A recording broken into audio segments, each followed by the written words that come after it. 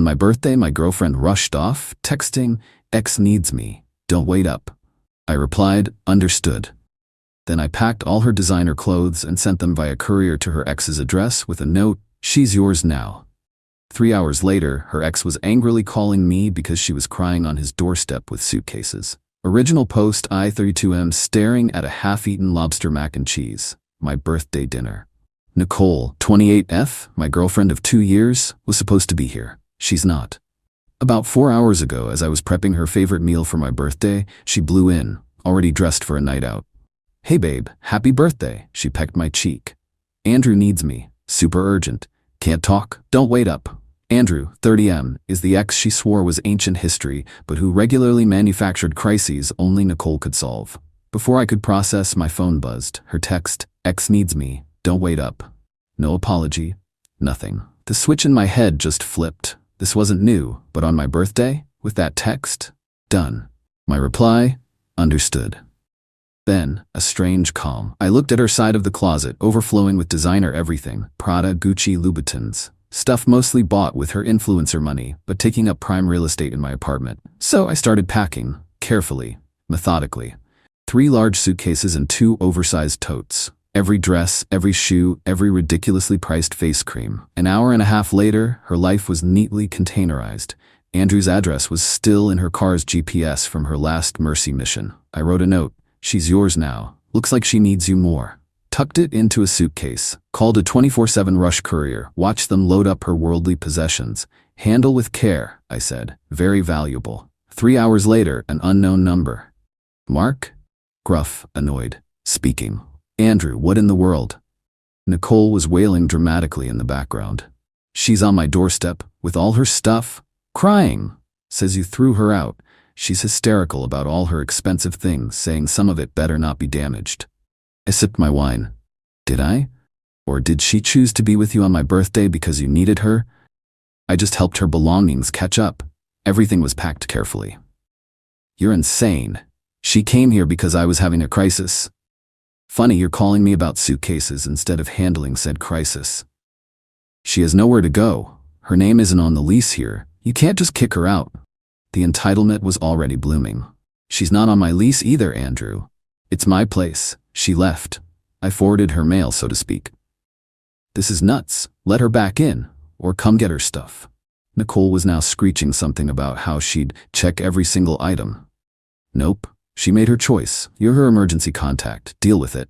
I hung up. The silence is nice. This is far from over, though. Nicole and Andrew thrive on drama. Update 1, 48 hours later.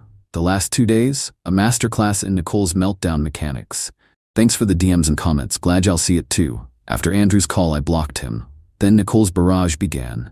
Voicemails. Sobbing, raging, pleading. The hits. Mark, how could you? It was my birthday. Still my birthday, Nicole, as you well know.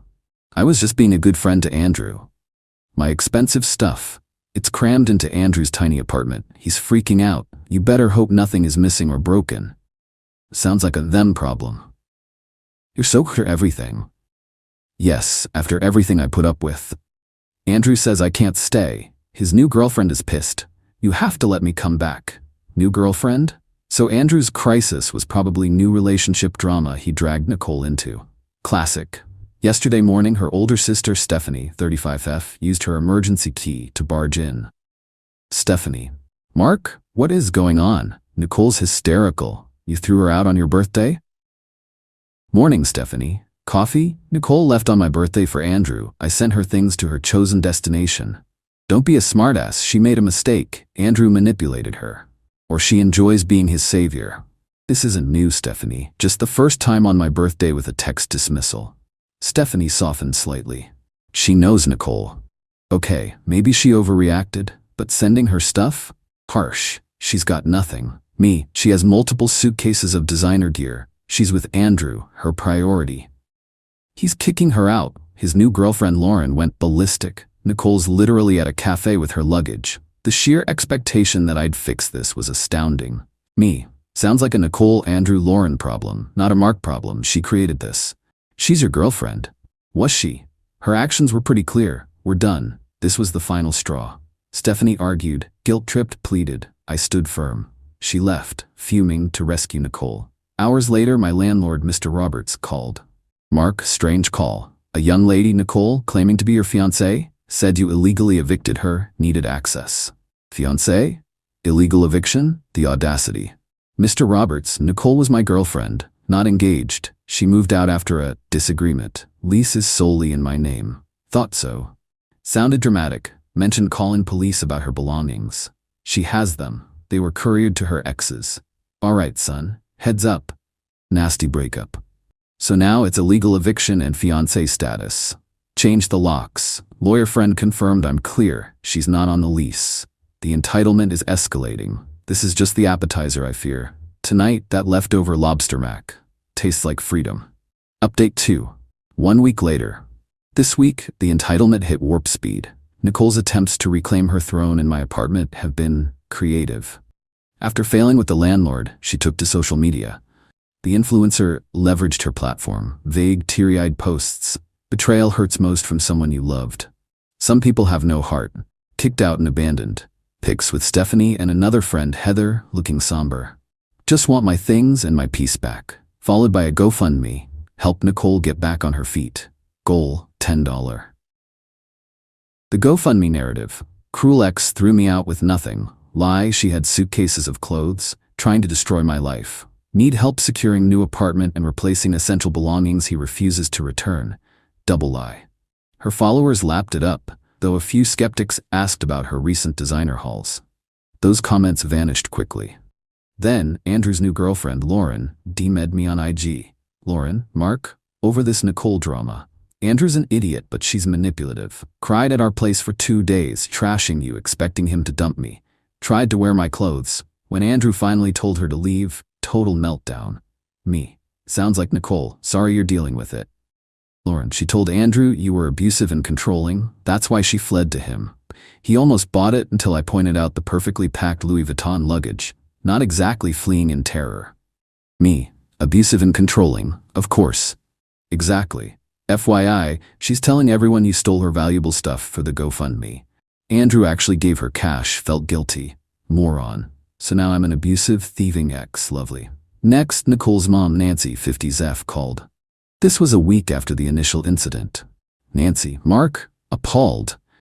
Nicole is devastated. You threw her out like garbage. Me, Nancy, with all due respect, Nicole chose to leave on my birthday for her ex. I returned her property to her. Her property, she's had a chance to go through things properly now, and she says you've kept her most expensive jewelry and some limited edition handbags. Specifically, her vintage Chanel bag, the one her grandmother gave her. Things worth thousands. She says it definitely wasn't in the suitcases. The accusation was now very specific. Me, Nancy, everything she owned that was in my apartment was packed. 3 large suitcases, 2 tote bags, all her designer gear. I sent it via insured courier. Delivery confirmation signed by Andrew. I have it. She says it wasn't in there, that you deliberately kept her best things. That Chanel bag is irreplaceable. I packed what I saw. If something specific is missing according to her now, perhaps she should recheck all her bags very carefully, or consider if it was stored elsewhere before this. Did she check her old room at your house? It wasn't singled out to me as being left behind when she was at Andrew's.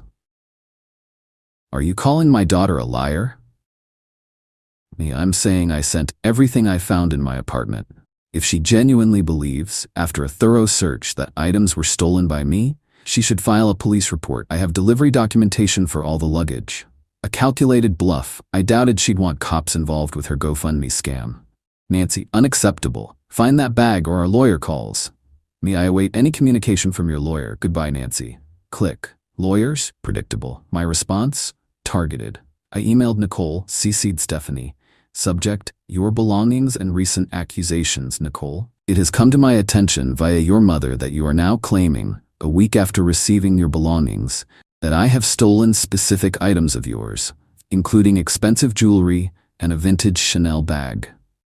To reiterate, all items of yours that were in my apartment as of birthday date were packed by me into 3 suitcases and 2 tote bags. These were dispatched via courier company name, tracking number, and delivered to Andrew at Andrew's address, on birthday date, time. The delivery was signed for by Andrew. Receipt and confirmation attached. I also have time-stamped photos I took of the open suitcases before they were sealed, showing the contents, including numerous handbags and jewelry boxes. Small embellishment, but enough to sow doubt. If you genuinely believe items are missing after thoroughly rechecking everything delivered, consider if these items were perhaps stored elsewhere, e.g. your parents' house, a safety deposit box, and overlooked in your initial check. File a formal police report detailing the allegedly stolen items, their value, and any proof of ownership. I will, of course, cooperate fully with any official police investigation and provide them with my documentation. Continuing to make false and defamatory statements publicly or privately about me committing theft will result in me exploring my own legal options for defamation. This is your only warning. We are finished. Your attempts to manipulate, extort, or slander me will not work. Mark sent. The GoFundMe had stalled around $350. Let's see how this email plays. Facts are my weapons here. Final update. 3 months later. It's been a journey, but the saga of Nicole's birthday boomerang seems to have concluded with a whimper, not a bang, which is, frankly, delicious. That email with the courier receipts and the slightly exaggerated mention of photo evidence of the packed bags, magically, the specific accusations of theft, especially the Chanel bag, evaporated. The GoFundMe was quietly taken down about a day later. No police report was ever filed. Shocker. Nancy didn't call back. Stephanie texted me a few weeks later. Hey Mark, she found the Chanel bag. It was in an old hat box at Mom's. She'd forgotten she put it there ages ago. Of course she had. Or, more likely, found it once her bluff was called. Nicole, however, doesn't give up. She just changes targets. Unable to get money or stuff, she pivoted to destroying my reputation and peace. She played the heartbroken, vulnerable woman to mutuals, claiming I was emotionally unavailable and had isolated her by, breaking up with her after she ditched me for her ex. Some bought her act. Others, who knew her well, just sighed. It was pure Nicole. The true, pathetic climax came about a month after my last update. I'd started casually seeing someone new, Emily, just dinners, nothing intense. Nicole, via her spy network, or my now private IG, found out. One evening, Emily and I were at a busy bistro. Guess who coincidentally walked by with her sidekick Heather? Nicole. Beeline for our table. Nicole, Mark? Fancy seeing you. Overly bright, dangerously sweet. Me. Civil for Emily's sake. Nicole, Heather. So this is how you move on? Already? Didn't take you long to replace me. Guess I meant nothing. Voice quivering. Showtime. Nicole, this isn't the time or place. Oh, isn't it? When is the time?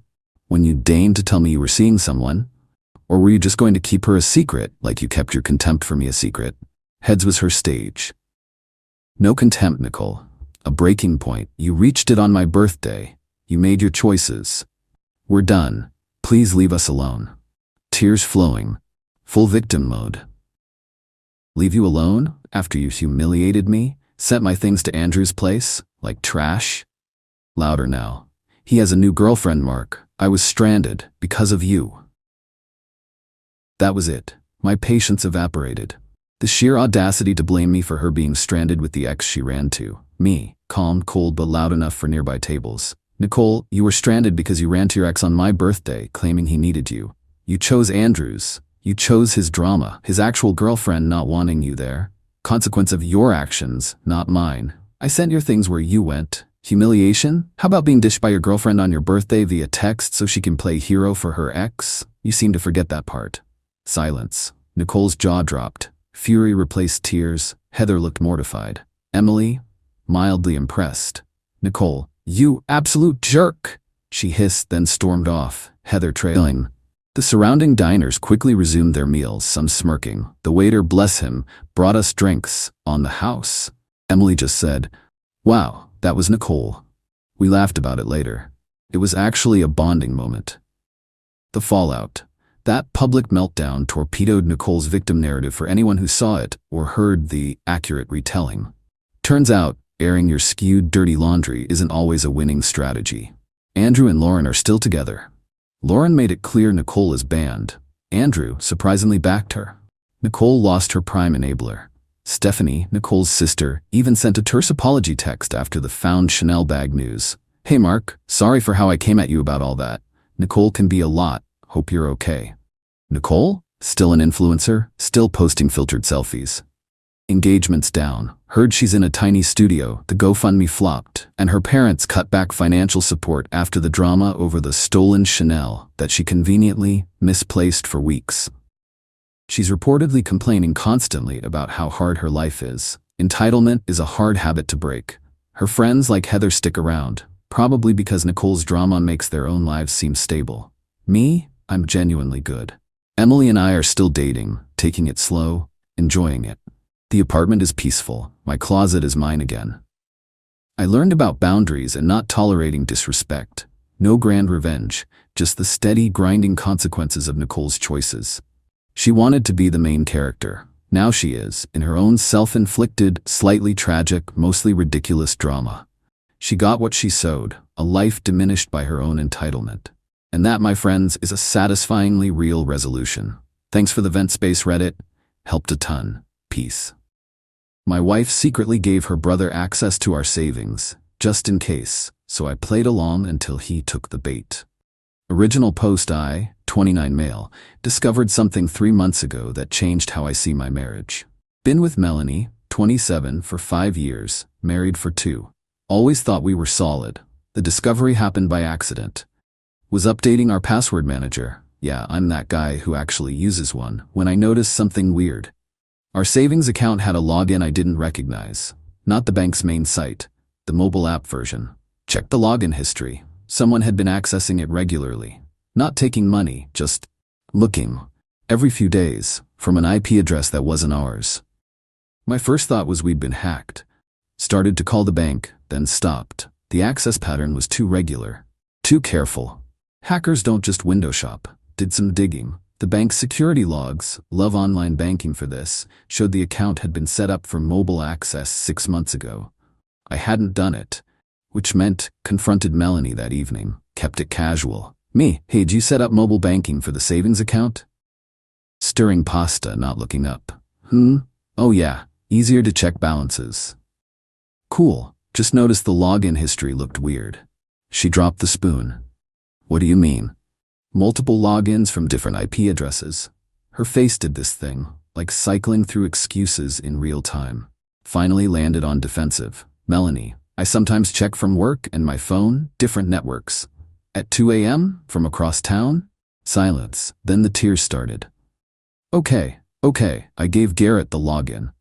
Garrett, her disaster of a brother. 31 years old, chronic entrepreneur who'd burned through every family member's goodwill and credit. Me, you gave your brother access to our savings? Just to look. He's not taking anything. Why would he need to look at our savings? He's family. He was having a rough time, and seeing that we're doing okay motivates him. Motivates him to what? To get his life together, to see what's possible. The logic was so twisted, I actually laughed. So you gave him a window into our finances without telling me? I knew you'd overreact, like you are right now. He's not hurting anything. The hurting is that you did this behind my back. It's my money too. Which is why you should have asked. She stormed off, slept on the couch that night, her choice, not mine. Here's the thing, I could have changed the password right then. Locked Garrett out, had a big fight with Melanie, but something stopped me. See, I know Garrett. Know his pattern. He doesn't just look, he builds up to taking, tests boundaries. Melanie gave him a loaded gun and told him not to shoot. So I decided to wait and prepare. Update 1. Took 2 weeks of careful planning. First, I had to understand the full situation without tipping anyone off. Started documenting everything. Every login from Garrett's IP, screen recordings of our normal balance, about $32, not rich, but we'd saved hard. Created a separate tracking spreadsheet. Then Melanie let something slip during another argument about household finances. Melanie, you're so paranoid about money. No wonder Garrett says you're controlling. You discuss our finances with Garrett? He's going through a tough time. His business. Which business? The food truck that never launched? The crypto coaching that was definitely not a pyramid scheme? The investment consulting firm. I almost choked on my coffee. Garrett giving investment advice was like a shark running a swimming school. He just needs capital to get started. He has amazing ideas. Has he asked you for money? No, God, not everything is about money with him. Everything was about money with him. That's when I realized the play. Garrett wasn't just looking at our savings for motivation. He was building up to the ask, and Melanie was already softened up. Time to set the trap. Step 1, created a second savings account at the same bank. Moved most of our money there, $30K. Left $2 in the original. Step 2, didn't tell Melanie about the new account. She rarely checked balances. That was my thing, according to her. Step 3, started making small deposits to the old account. $500 here, $300 there. Made it look like we were actively saving. Step 4, the masterstroke, left a fake browser tab open on our shared laptop. Investment opportunity, guaranteed 40% returns. Complete with a sketchy website, I mocked up, made sure it was visible when Melanie used the computer. She took the bait immediately. Babe, what's this investment thing? Acting embarrassed. Oh, nothing. Just research. 40% return sounds amazing. Yeah, too good to be true probably. Guy at work mentioned it. But what if it's real? It requires a minimum $5K investment. We don't have that kind of liquid cash. Saw her eyes flick to her phone, probably thinking about that $2K in our savings. Melanie, what if we did? Would you consider it? I mean, maybe, but we'd need more than we have.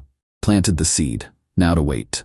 Sure enough, Garrett's login frequency increased. Daily now, sometimes multiple times. He was watching that balance like a hawk. Then Melanie started her campaign. Day 1, Garrett knows a lot about investments. Day 3, maybe we should take more risks with our money. Day 5, Garrett says only poor people keep money in savings accounts. The entitlement was growing. She'd moved from he just looks to he has opinions on our financial strategy. Time for step 5. Made a big deposit. $3K from a work bonus, actually from the other account. Balance now at $5K even. Garrett logged in 6 times that day. Update 2. The ask came 2 weeks later.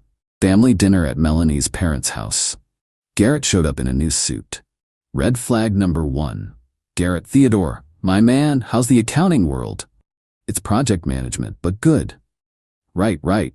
Hey, Mel tells me you're looking at investments. I shot Melanie a look. She suddenly found her plate fascinating. Just browsing, nothing serious. Smart man, in this economy, savings accounts are basically throwing money away. His parents nodded along. They'd drunk the Garrett Qley years ago. Actually, I might be able to help. I'm launching an investment fund. Oh? Pulling out an actual prospectus. Cryptocurrency arbitrage. Basically guaranteed returns. Nothing's guaranteed in crypto. That's where you're wrong. See, we exploit price differences between exchanges. It was word salad. Complete nonsense, dressed up in financial terms. Their dad, Garrett's really onto something this time. Their mom, he just needs initial investors to prove the concept. The full court press. I played reluctant. How much are you looking for? Well, minimum buy-in is $5K, but for family. Dramatic pause. I could make an exception. What kind of exception? If you could do $4K, I'd cover the rest. Family helping family. There it was. He'd watched the account, seen it hit $5K, and crafted his pitch to clean it out, but leave a buffer so we wouldn't be broke. Melanie grabbed my hand under the table. Squeezed it. Her signal for please consider this. I need to think about it. Of course, but the fund opens Monday. After that, shrug. Classic pressure tactic. I said we'd discuss it. Car ride home was tense. It's a good opportunity. It's a scam. He's my brother, who has access to our bank account without my permission. She went quiet. Then, if you're so sure it's a scam, prove it. Fine. That night, I set the final trap, logged into the old savings account and initiated a transfer of $4 to Garrett's investment fund account. Set it for Monday morning. Then I waited. Sunday night, noticed something interesting. Garrett had logged in every hour since dinner, checking if we'd moved the money. The hunger was real. Monday morning, 9 a.m. Transfer went through. By 9:15, Garrett had logged in, seen the lower balance, and I'm guessing did a little dance. By 9:30, he'd texted Melanie, got the investment. You guys won't regret this. By 9:45, I'd screenshot everything and filed a police report for unauthorized access to financial accounts and theft. See, I'd never authorized that transfer. The account was in both our names, but the transfer was flagged as suspicious by the bank's system. Why? Because I'd called them Sunday night and reported my login credentials as compromised. The bank froze the transfer. Garrett's account got flagged. And suddenly, he was under investigation for wire fraud. But the best part? Melanie didn't know any of this yet. Final update. Melanie found out when Garrett called her screaming about his frozen accounts. She burst into my home office. "What did you do?" "Me protected our finances from theft." "You gave him that money?" "No, someone with unauthorized access to our account transferred money. I reported the security breach. I gave him access. Without my knowledge or consent. That's the definition of unauthorized." The penny dropped, her face went white. "Melanie, you set him up." "I protected us. He chose to steal." "He's not stealing. You transferred it." Showing her my phone. Actually, according to bank records, the transfer was initiated from his IP address. See, that's what Garrett didn't know. When you have someone's bank login, the system logs where actions come from. He'd gotten greedy, logged in himself, saw the pending transfer I'd set up, and modified it to go through immediately instead of waiting. His digital fingerprints were all over it. The fallout was swift. 1. Bank investigation revealed Garrett had been accessing the account for 6 months without authorization. They had every login documented. 2. Police cybercrime unit got involved when they found he'd accessed other accounts. Turns out we weren't his only victims. 3. Melanie's parents finally learned about his other borrowing, including $15 from their retirement that Melanie had helped him access just to look. 4. His investment fund? Completely fraudulent. He'd already taken $30K from other marks. But the real confrontation came when Melanie realized the depth of my play. "Melanie, you moved our money? You knew I'd never notice." "Yes." "You made that fake investment site?" "Yes." "You knew he'd try to take it?" "Yes." "How could you do this to family? How could you give him access to our finances without telling me? How could you discuss our money with him? How could you pressure me to invest in his scams?" I was trying to help him. By sacrificing us? When would it have stopped? When he drained us dry. She couldn't answer. The marriage counseling started 2 weeks later. Garrett got arrested for wire fraud and identity theft. Turns out, when you access someone's bank account without permission, modify transfers, and run fraudulent investment schemes, the feds get interested. Melanie's parents disowned him when they discovered he'd stolen their retirement funds. They'd have to work 5 more years because of him. The worst part for Melanie? Finding out this wasn't Garrett's first time. He'd done this to his ex-girlfriend, $8K in credit card fraud. His former business partner, $20K in borrowed inventory. 3 investors in his last scheme, $45K total. He'd just never faced consequences because family kept bailing him out. We're still in counseling. Trust is shattered, but we're working on it. Melanie had to confront her enabling pattern. How her helping was actually hurting everyone, including Garrett. The conditions for staying together. 1. Complete financial transparency. 2. She testifies truthfully in Garrett's trial. 3. No more financial secrets. 4. Joint decisions on everything over $100. Some people think I went too far, that I should have just changed the passwords and moved on. But here's the thing. Garrett would have just found another way, another victim. He'd been escalating for years because nobody stopped him. Sometimes protecting your family means protecting them from themselves. Garrett's trial is in 3 months. He's looking at 5 to 10 years. His lawyer reached out about a plea deal if we drop charges. Melanie wanted to consider it. I pulled up our bank history, showed her every time he logged in, every time he checked our balance, calculated the hours he spent planning to rob us. He spent hours over 6 months casing our finances. That's premeditation. She signed the victim impact statement that night. The $30K in our other account? Still there, still growing. Now with proper security and no unauthorized family access. And Melanie's relationship with her family? Strained but healing. They finally see how their enabling created a monster. Last week she told me something. Melanie, I'm glad you stopped him. I never would've. Yeah, I know. I mean it. I'd have let him drain us, just like Mom and Dad. That's why I had to. Trust is earned in drops and lost in buckets. We're still collecting drops, but at least now nobody else has access to the bucket. My ex broke up with me to chase a famous influencer. When he dumped her, she crawled back, but I already had a surprise waiting. Original post: I, 28 male, got dumped 6 weeks ago in the most ridiculous way possible. Still can't believe I'm typing this out, but here we are. Was with Serena, 26, for 3 years. Lived together for the last year in my apartment. Thought things were solid, talking about future plans, meeting each other's families, the whole deal. Then, she became obsessed with this lifestyle influencer, Dante Murado. Dude has like 2.3 million followers, posts workout videos, luxury travel content, motivational quotes over sunset pics. You know the type. Serena followed him religiously, commenting on every post, buying his overpriced protein powder and manifestation journals. 6 weeks ago, Thursday night, I'm making dinner. She walks in, looking serious. Marcus, we need to talk. What's up? I've been doing a lot of thinking about my life path. Okay. I need to be single to pursue some opportunities. What opportunities? She showed me her phone, DMs with Dante Murado. He'd responded to one of her thirsty comments with, "Thanks, beautiful." And she'd been messaging him since, sending gym selfies, telling him how he inspired her journey. You're breaking up with me over a winky face emoji?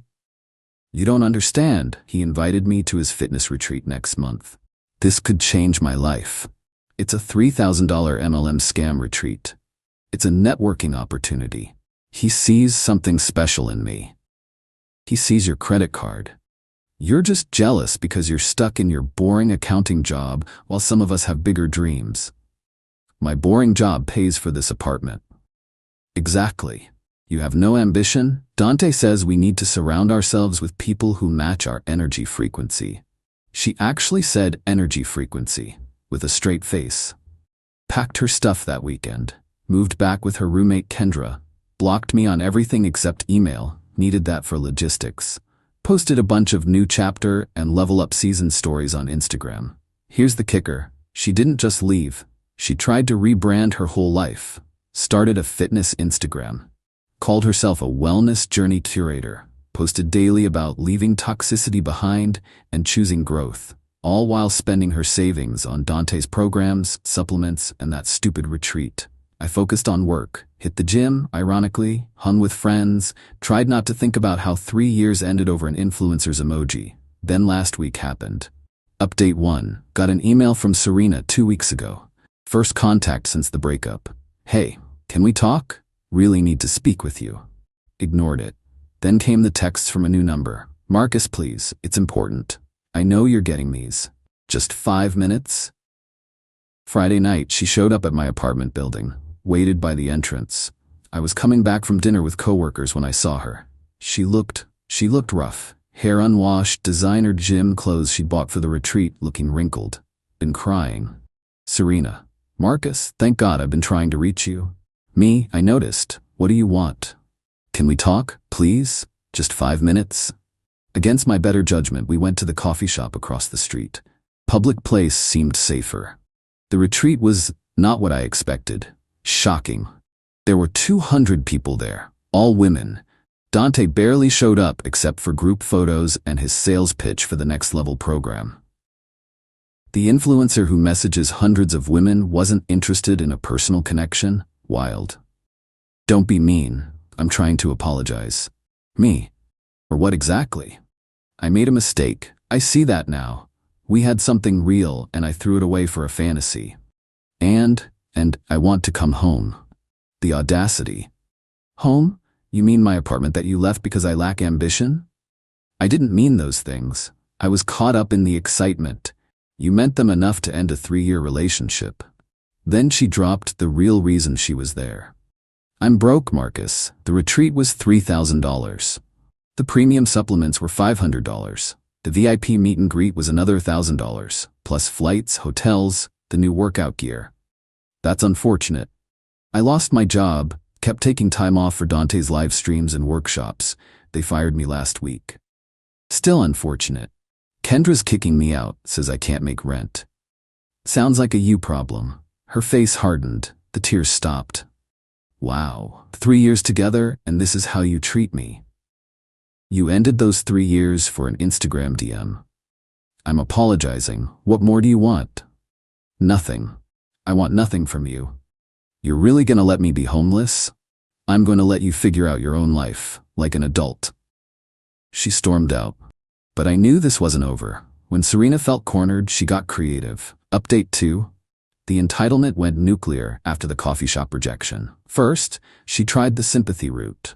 Posted sob stories on Instagram about going through a tough time and learning hard lessons. Tagged mutual friends. DM'd my sister asking her to talk sense into me. My sister's response was legendary. Maybe Dante has a couch you can surf on? When sympathy didn't work, she tried manipulation. Showed up at my gym. My scheduled workout time hadn't changed in 2 years. She knew exactly when I'd be there. Serena, we need to talk about our shared assets. Between sets. We don't have any. I contributed to household expenses. I deserve compensation. You paid $400 a month toward a $2,400 apartment. That was rent, not investment. What about all the furniture I picked out? That I paid for? I have receipts showing joint purchases. She pulled out printed emails. Amazon orders for throw pillows, a coffee maker, some plants, maybe $300 worth of stuff, all ordered from my account with my credit card. Me, these are from my account. Serena, but I selected them. My aesthetic vision increased your property value. I actually laughed, couldn't help it. Then came the legal threats. Got an email from Kendra Esquire, her roommate who was in her 2nd year of law school. Dear Mr. Marcus Webb, this letter serves as formal notice that my client, Serena Voss, is entitled to compensation for 3 years of domestic labor, $150 a week equals $23,400. Emotional investment in relationship, $10,000. Loss of career opportunities due to cohabitation, $25,000. Interior design consultation, $5,000. Total owed, $63,400. Please remit payment within 10 days or face legal action. I forwarded it to my buddy who's an actual lawyer. He couldn't stop laughing, said it was adorable and to frame it. But here's where Serena really messed up. She got vindictive, started messaging my coworkers on LinkedIn, telling them I was financially abusive and warning them about my narcissistic tendencies. Screenshot them all. HR was not amused when I had to explain why my ex was harassing employees. Then she went after my apartment, called my landlord claiming she was an illegally evicted tenant, said she had mail delivered there, true, and belongings still inside, false. Demanded access. My landlord called me immediately. I'd been a perfect tenant for 5 years. Explained the situation, sent him proof she was never on the lease. He told her to pound sand. That's when I decided enough was enough. She wanted to play games? Fine, but I'd been preparing for something like this since the day she left. Update 3. The surprise. See, when Serena left me for Dante, I did something petty. Not proud of it, but actually, no. I'm totally proud of it. I knew she'd be back. Her pattern was predictable. Chase shiny things, fail, expect safety net. Did it with jobs, friendships, and now relationships. So I prepared. First, documented everything. Every leaving toxicity behind post, every level up story, every thirsty comment on Dante's page, every DM she sent him that she'd showed me. Screenshots backed up in 3 places. Second, started a little social media experiment. Created an Instagram called Relationship Receipts Daily. Anonymous account. Posted, submitted stories about relationship karma. Built it up to 50K followers over 6 weeks. Amazing what targeted hashtags and consistent posting can do. Third, waited. When Serena started her harassment campaign, I submitted her story to my own account. With receipts. Ex leaves 3-year relationship for influencer who doesn't know she exists. Spends life savings on his retreat, gets dumped by roommate and fired from job. Now harassing former partner for money. Swipe for screenshots. Included, her breakup text saying I lacked ambition. Her posts about choosing growth, the financial demands from Kendra Esquire. Screenshots of her harassing my coworkers, the landlord harassment attempt. But the chef's kiss? The final slide was a video. See, Dante did a live stream from his retreat. Someone screen recorded it. He was ranking the hottest attendees with his bros, making fun of the women who thought they were special. Serena was on the list. He called her Stage 5 Clinger number 47 and laughed about her sending him poetry about their connection. The post went viral, 2.3 million views in 48 hours. Dante's followers found it, started tagging her, tagging him. The comments were brutal. Not the poetry. $4,500 to be called a Stage 5 Clinger. This is why I have trust issues. Bro, imagine leaving a whole relationship for this. Serena's Instagram went private within hours, then deleted. Kendra texted me freaking out about defamation. My lawyer buddy responded, truth is an absolute defense. Also, your client should know that impersonating an attorney is a crime. Best of luck in law school. But I wasn't done. Remember those LinkedIn messages to my coworkers? Turns out Serena was job hunting, had interviews lined up, was using them as references without asking. Every company that called got the same response. I cannot recommend Serena Voss. She recently engaged in harassment of multiple employees at our firm. I'm happy to provide documentation. She lost 3 job offers. The apartment she was touring? Yeah, they do social media checks now. Guess what they found? A viral post about a nightmare ex-tenant who harasses landlords. The best part? I didn't have to lie once. Just presented facts, her own words, her own actions, her own consequences. Final update. It's been 2 weeks since the post went viral. Life got interesting. Dante Morato's team sent me a cease and desist. Apparently sharing public livestream footage was defamatory. My lawyer responded with a nice letter explaining fair use and suggesting they focus on their client's upcoming FTC investigation for undisclosed affiliate marketing. They went quiet. Serena made one last desperate play. Showed up with her parents. Full intervention mode. Her mom, Marcus, you've destroyed our daughter's life. Me, she destroyed her own life. I just documented it. Her dad, take down that post. She can't get a job because of you. Me, she can't get a job because she harassed my coworkers. The post just lets people know. Crying. I said I was sorry. What more do you want? I wanted a partner who wouldn't leave me for an emoji. That ship sailed. Her mom, she made a mistake. Haven't you ever made mistakes? Sure, but I own them. I don't blame others or demand they fix them. They threatened lawyers, police, emotional distress, the works. I pulled up the security footage of Serena waiting outside my building, the LinkedIn messages, the fake legal threats. Me, your daughter has harassed me, my coworkers, and my landlord. I've been patient. That ends if you keep pushing. They left. Serena sent one final email, a long rambling thing about how I ruined her chance at happiness and couldn't handle her growth, how she was meant for bigger things than our mediocre life. I didn't respond, just forwarded it to @RelationshipReceipts Daily with the subject line, update, she learned nothing. That post got 3.7 million views. Last I heard through mutual friends, she moved back with her parents, works part-time at a juice bar, ironically one that Dante promotes, still posts motivational quotes about rising from ashes, dates guys who mysteriously ghost after Googling her. Name me? I'm good. Started dating someone new, met her at a cooking class, not in anyone's DMs.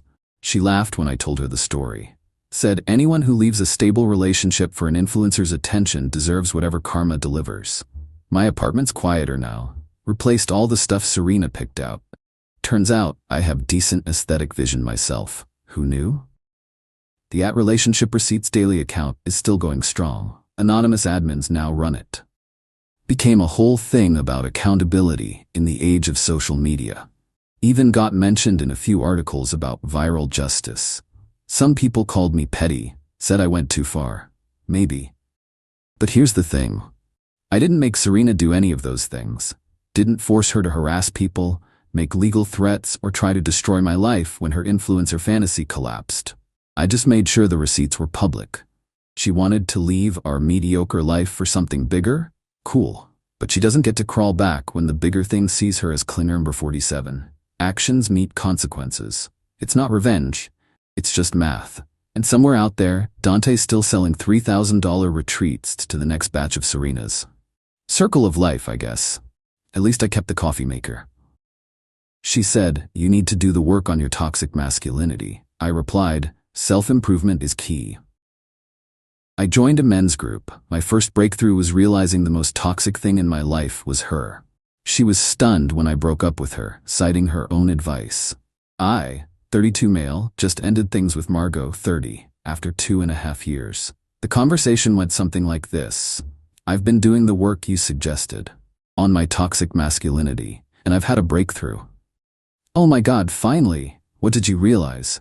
That the most toxic thing in my life is this relationship. The silence was deafening. Then came the explosion. But let me back up. 6 months ago, Margot started really hammering on this toxic masculinity thing. Everything I did was somehow problematic. Watched the game with friends, toxic sports culture.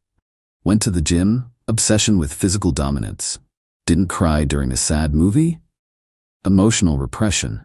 Fixed her car myself instead of calling Qley. Need to be the hero. Disagreed with her about literally anything? Mansplaining. The breaking point was when her sister visited. I grilled steaks for dinner. Margot's commentary, see how he has to control the grill? Classic toxic masculinity. He won't even let me cook the meat. You've never wanted to grill, I pointed out. That's not the point, Asher. It's about the patriarchal assumption that men control fire and meat. Her sister just stared at her plate. That night, Margot sent me 12 articles about toxic masculinity. TED Talks, Instagram infographics, the works. You need to do the work, she said. I can't be with someone who refuses to grow. What specifically should I work on? If you have to ask, that's part of the problem. Real growth comes from within. So, therapy? Men's groups are good, but find one focused on deconstructing masculinity, not just guys complaining about women. Fine, I'd try. Found a men's group through my local community center. Men supporting men. Met Thursday nights at the library. First meeting, I expected a bunch of guys apologizing for existing. Instead, dudes from all walks of life. Teachers, mechanics, lawyers, retail workers, ages 22 to 65. The facilitator, Jerome, opened with, "This is a space for men to support each other in becoming better versions of themselves. Not better for anyone else's definition, better for ourselves." Week 1, I mostly listened. Guys talked about divorce, job loss, depression, fatherhood, real stuff. No one mentioned toxicity. Week 2, I shared why I was there. My girlfriend says I have toxic masculinity, trying to work on it. What makes it toxic? Jerome asked. I listed Margot's complaints. The room was quiet. Then this older guy, Walter, spoke up. Son, does she ever say what you do right? I thought about it. Really thought. Not recently? When's the last time she built you up instead of tearing you down? Couldn't remember. Week 3, homework was to journal about our relationships. Write down interactions, look for patterns. The patterns were illuminating.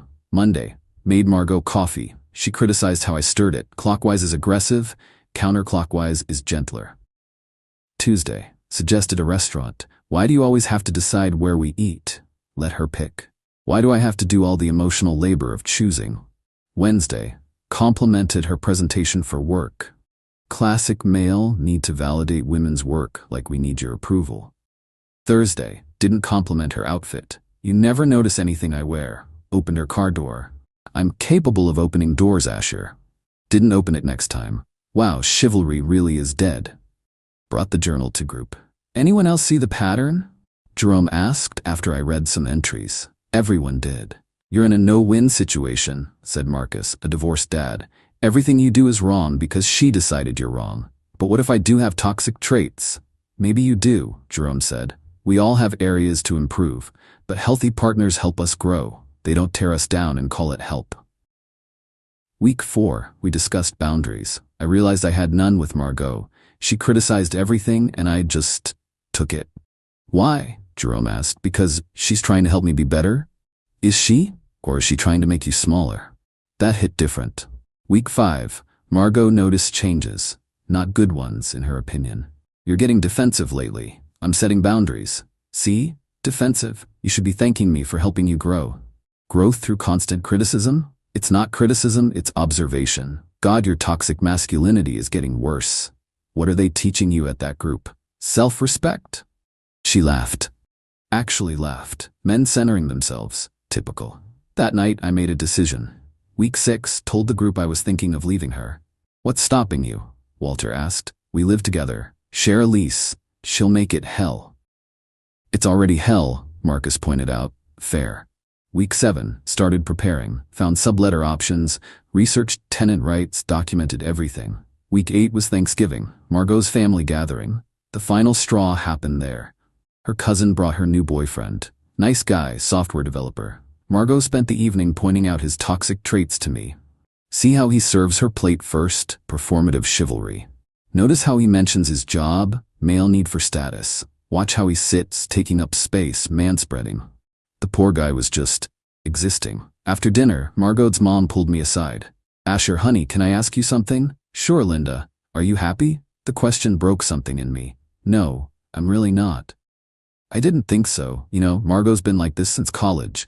Women's studies changed her, not in a good way.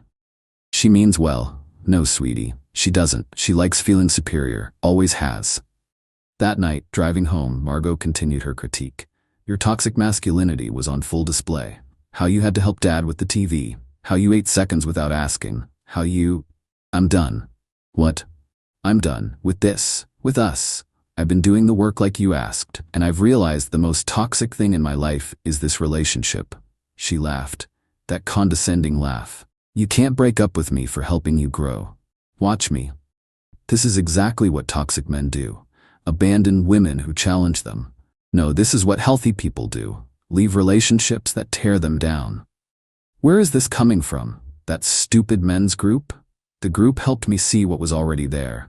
You don't love me, Margot. You love having someone to fix, to feel superior to. That's ridiculous. I'm trying to help you. Name one thing you like about me, right now. One thing I do right. Silence. Then, I love your potential. My potential, not me. My potential to become what you want. That's growth. That's control. We got home. I slept on the couch. Started packing the next morning. You're seriously doing this? She stood in the doorway, arms crossed. Yes. Over constructive feedback, over constant criticism disguised as help, you'll never find someone who invests in your growth like I have.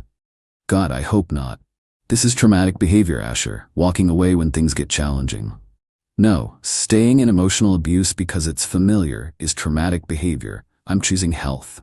Abuse? I'm helping you. Helping looks like support, encouragement, building up, not tearing down every single thing I do. Classic Darvo. Deny, attack, reverse victim and offender. Margot, you literally just described what you do. She threw a coffee mug. It shattered against the wall. See? I said calmly. Who's toxic here? You made me do that. Your aggression triggered me. I'm packing boxes. That's not aggressive. Your energy is aggressive. I kept packing. She kept yelling. Recorded it all on my phone, just in case. 3 hours later, my car was loaded. Half the furniture was mine, but I only took essentials. Not worth the fight. Where will you go? She actually looked panicked now. Friend's couch until I find a place. This is insane. We can work through this. Couples therapy? So you can tell a therapist how toxic I am for $200 an hour? Pass. I'll work on my communication style. It's not your style, Margot. It's your belief that I'm fundamentally broken and need fixing. Everyone needs to grow. Growth, yes. Complete reconstruction because you've decided masculinity itself is toxic? No, you're making a huge mistake. Maybe. But it's my mistake to make. I left. She called 47 times that day. Texts ranged from please come back to you're an abusive narcissist to I'm keeping your PlayStation. Joke's on her. I took the PlayStation. Update 1. The entitlement started immediately. Day 1 post-breakup, she sent an itemized bill for her emotional labor during our relationship. I kid you not. Educating you on feminism, 300 hours at $50 hour, equal 15,000. Correcting toxic behaviors, 500 hours at $75 hour, equals 37,500. Emotional damage from your resistance to growth, 10,000. Sudden abandonment trauma, 25,000. Total, $87,500. I texted back, lol no. She threatened small claims court. I forwarded it to my lawyer friend Dominic from the men's group. He laughed for 5 straight minutes. Please tell me she sent this in writing. Email and text. Christmas came early. Save everything. Day 3, she showed up at my friend Corey's place where I was staying. We need to talk like adults, she announced. We did. I said we're done. You can't just decide that unilaterally. That's literally how breakups work. In healthy relationships, both parties agree. This wasn't a healthy relationship. She tried to push past me into the apartment. I blocked the doorway. Move, Asher. No. This is physical intimidation. This is me standing in a doorway of a place you don't live. I'll call the police. Please do. Explain how your ex-boyfriend won't let you into his friend's apartment. She stomped off, but not before keying my car. Yeah. Got her on Corey's Ring camera doing it too. Day 5, the social media campaign began. But not how you'd expect. She went full wellness influencer. Posted a series about surviving narcissistic abuse with photos of us where I'm cropped out. Quoted bell hooks. Brené Brown. Made herself the poster child for healing from toxic masculinity. The captions were wild. When you realize your empathy was used against you. Healing from someone who weaponized their growth journey. He said I was too helpful. Classic narc behavior. The comments were initially supportive until her sister Daphne chimed in. Margot, you literally spent Thanksgiving calling his breathing pattern toxic.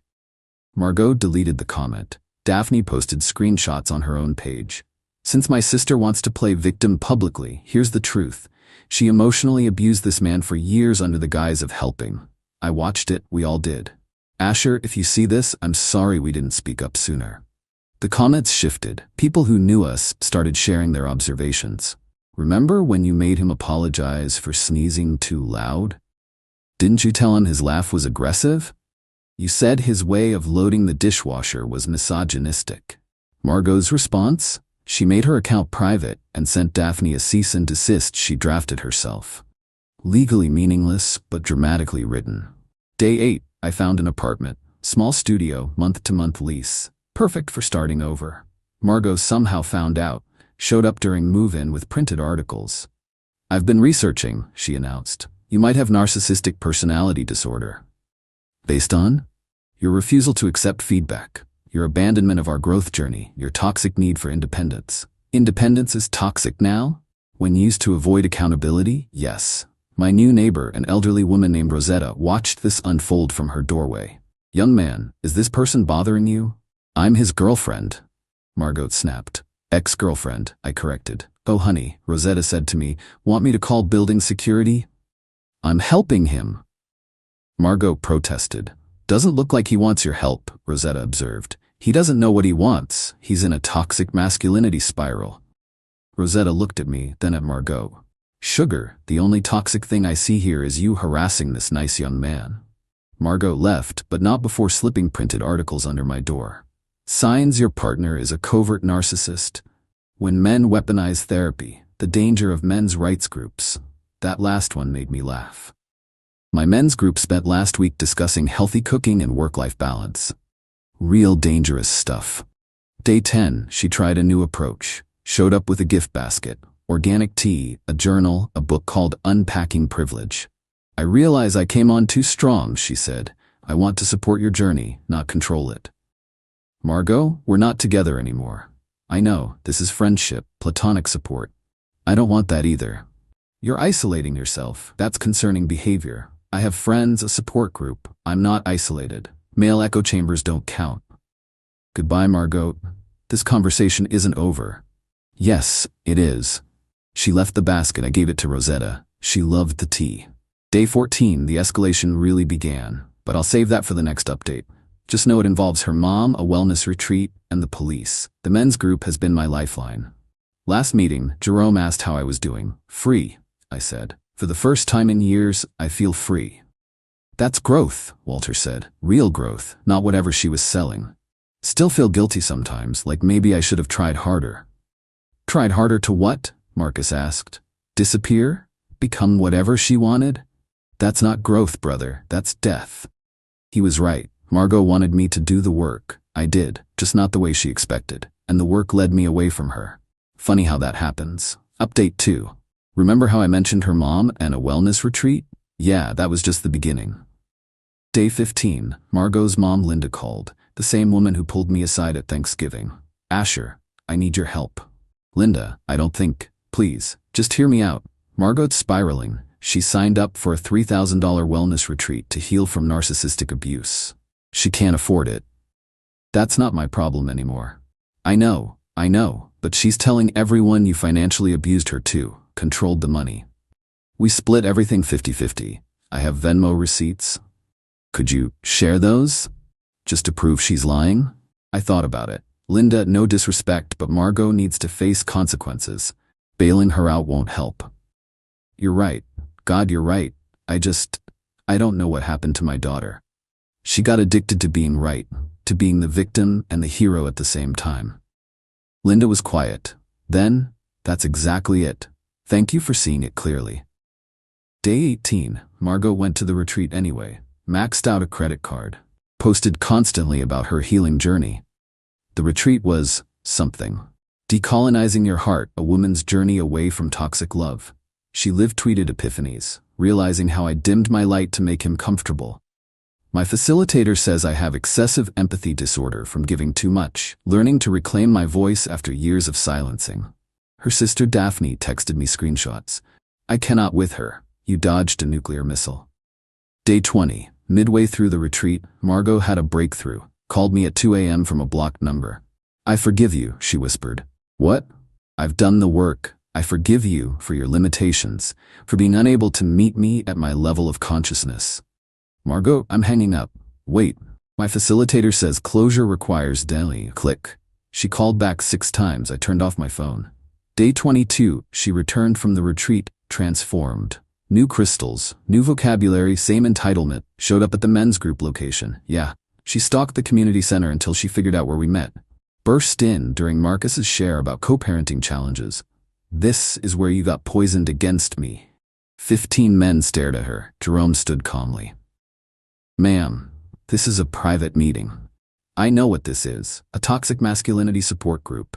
You're enabling each other's worst impulses. Ma'am, please leave, she pointed at me. You turned him against growth, against evolution. Walter, 65-year-old Vietnam vet, stood up. Lady, the only thing we turned him against was your bullshit. How dare you? No, Jerome interrupted. How dare you? This is a safe space for men supporting each other. You're trespassing. Safe space? Men don't need safe spaces. You have the whole world. Security is on the way, Jerome said calmly. She turned to me. This is what you choose? These toxic enablers over someone who loved your potential? Yes, I said simply. Security arrived. She left screaming about lawsuits and patriarchy. The group was silent. Then Marcus said, Brother, I apologize for every time I thought you were exaggerating. That was intense, said Kai, our youngest member at 22. That, Jerome said, was a masterclass in emotional manipulation. Did you all notice how she made herself the victim while actively aggressing? We spent the rest of the session processing what happened. It was actually therapeutic. Day 25, legal threats arrived. Not from a real lawyer.